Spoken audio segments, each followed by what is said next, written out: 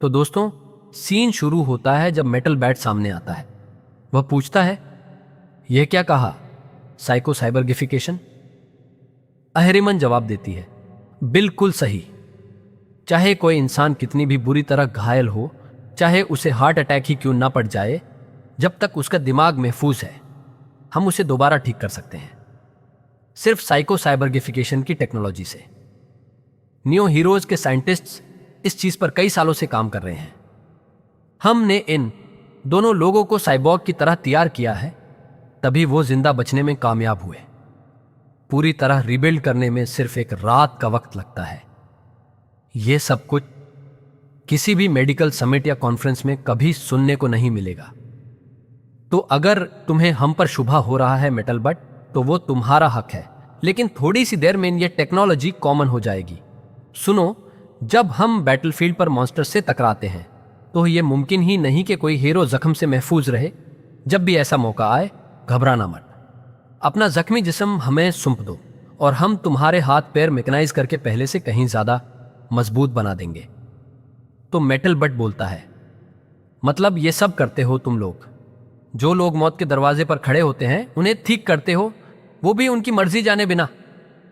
देस्त्रो जवाब देता है, हाँ, हम इसे रिकवरी रूम कहते हैं। मेटल बट कहता है, ये ठीक करना नहीं कहलाता। अगर अब तुम इन दोनों की आंखों में झांको तो साफ नजर आएगा कि उनके अंदर जो हौसला था, जो सपने थे, वो सब राख हो चुके हैं। मैं तुम्हें अजीब लगूंगा, लेकिन मैं इस बात को नजरअंदाज नहीं कर सकता कि मुझे ऐसा लगता है कि तुम कुछ छुपा रहे हो। अगर तुम नहीं बताओगे तो मैं अपने तौर पर ही सच का पता लगा लूंगा। अहरिमन कहती है, ठीक है, हम समझ सकते हैं। अगर आपको हमारे पर यकीन नहीं तो चलिए हमारे साथ। अब वेबिगाजा का सीन आता है। वो कहती है, एक नए एम्प्लॉय ने मुझे खबर दी कि चाइल्ड एम्परर को बाहर घूमते देखा गया है। तो मैंने अपनी अंदर की आवाज सुनी और तेरे पास पहुंच गई। और वैसे भी नया असाइनमेंट मिलने से पहले मेरे पास वक्त ही वक्त है। कल कई खतरनाक मॉन्स्टर्स यहां आदम थे। तुम क्या इन्वेस्टिगेट कर रहे हो कि वो आए कहां से थे?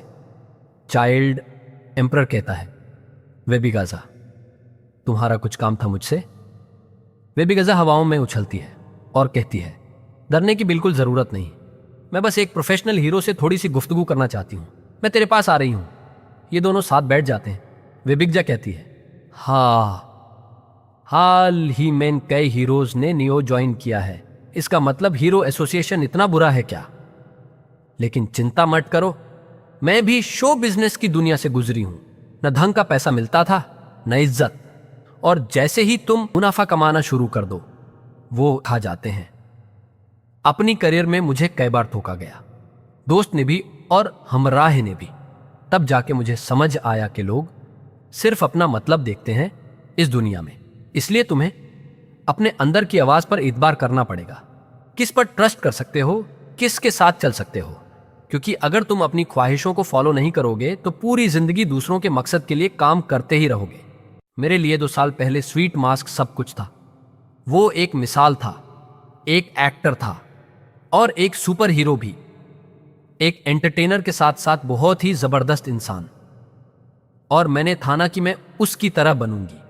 लेकिन जब मुझे मालूम हुआ कि वो खुद एक मॉन्स्टर है, तो मैं अपने आप पर ही नाराज हो गई कि मैं इतनी अनजानी थी जो यूज अपना रोल मॉडल मानती थी।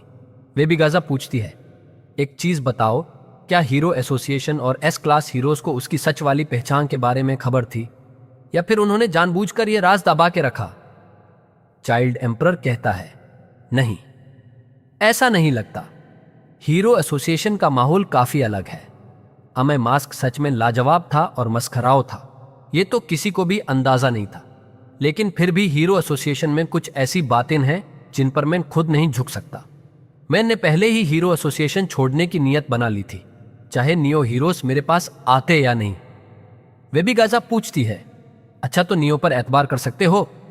चाइल्ड एम्परर कहता है, अभी इसके बारे में कुछ नहीं कह सकता, लेकिन तुम बताओ वेबिगजा। वेबिगजा कहती है,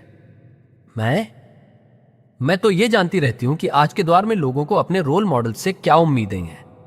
मैंने डांस सीखा, गाना सीखा, ड्रामा और एक्टिंग सीखी, स्पार्टा गेम्स भी गई, सेल्फ डिफेंस सीखा, जिंदा रहने के हुनर सीखे। लेकिन मैं उस मकाम तक कभी पहुंची ही नहीं जब मैं सोचती कि अब मुझे प्रो हीरो का इम्तिहान देना चाहिए। मेरे अंदर कोई खास काम नहीं था, लेकिन मेरे अंदर जो एक आग थी उसने मुझे राह दिखाई कि ताकतवर बनना है तो खतरा उठाना पड़ेगा।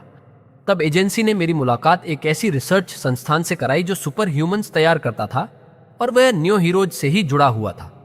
वहां जाके मैं एक सुपर ह्यूमन बन गई और नियो की लीडर बना दी गई।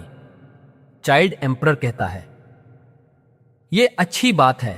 वे भी गाजा कहती हैं, हाँ, और उसके बदले मुझे एक ऐसी बॉडी मिली जो बिना देखभाल के चल ही नहीं सकती, और वो देखभाल सिर्फ नियो के रिसर्च सेंटर में होती है।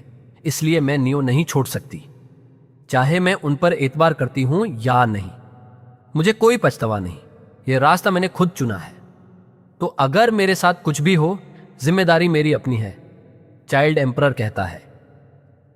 यार, तुमने ऐसा फैसला लिया जिस पर तुम्हें कोई अफसोस नहीं। काश मैं भी ऐसा कर पाता। वेबी गाजा कहती है, अच्छा चलो और बताओ हीरोज के बारे में, या फिर उन दुश्मनों के बारे में जिनसे तुम टकराए, या फिर उन दोनों हीरोज के बारे में जो तुम्हारे साथ शामिल हुए थे, मेटल बैट और डार्क शाइन। कैसा चल रहा है उनका हाल?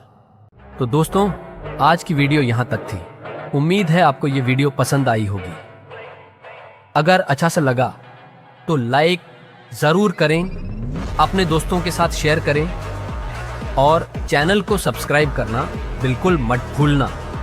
मिलते हैं अगले वीडियो में, तब तक के लिए गुड बाय।